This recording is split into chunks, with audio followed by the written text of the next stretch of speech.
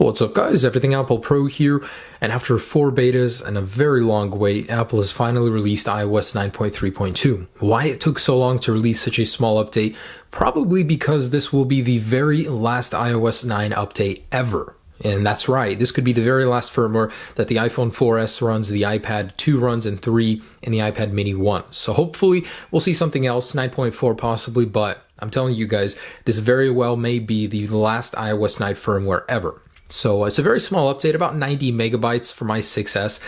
In this video, like usual, I want to let you guys know whether or not you should update, how's the speed and performance, what bugs still work, and basically every new feature. There are several. So, very notably, the #1 feature this update brings is the ability to toggle night shift and low power mode simultaneously. Previously, you were unable to do this. This option was grayed out on 9.3.1. Now you can go ahead and do them together. And that's great because night shift actually drains more battery life and low power mode saves battery life. So it kind of equals out. Next up, there is a change to the way that Siri treats links on the lock screen. And I actually posted a bypass just recently showing you guys still works on the latest firmware. Now, Apple has patched that. And let me go ahead and toggle passcode real quick and I'll be right back. All right, so Siri, search Twitter for gmail.com. So now we can go ahead and lock her device, activate Siri, and you can no longer drag down from Siri. So that bleed through that I previously showed you guys, maybe Apple has watched my videos. I'm so privileged, but you can no longer drag down and get to those search results. Previously, you were able to do that on 9.3.1. Definitely Siri, the lock screen bleed through has been fixed. All right, so those are the 2 official changes. As for bug fixes, there are plenty. So with Game Center, the blank Game Center page issue has been resolved, and the official changelog actually highlights a few other changes. So the iPhone SE did experience Bluetooth issues with calling and being connected to a third-party Bluetooth headset or other Bluetooth accessories. Now that call quality has been fixed. An issue where you look up a dictionary definition has been fixed as well, and a bunch of other smaller ones. These I haven't experienced. It's a very small update, but it manages to pack in a lot of great things to make it more stable. So before updating, I had a 1.6 gigabyte available. After updating, let's take a look if that changed whatsoever. Wow, a lot of cached files did get cleared. 3 gigabytes available now, so that's 1.4 after updating. That's great. Guys, as far as major changes, that's it. Now, what things have we used in the past that no longer work? So I can assure you that the circle folders glitch still is working. However, the speed glitch where animations would be removed completely has been patched. So Apple no longer wants us to be able to enjoy a no animation device. A lot of you guys are okay with this. It never looked too good in the first place, but you know, I did enjoy it. It's sad to see it go. How about my 3D Touch respring bug? Still present, so that's still working.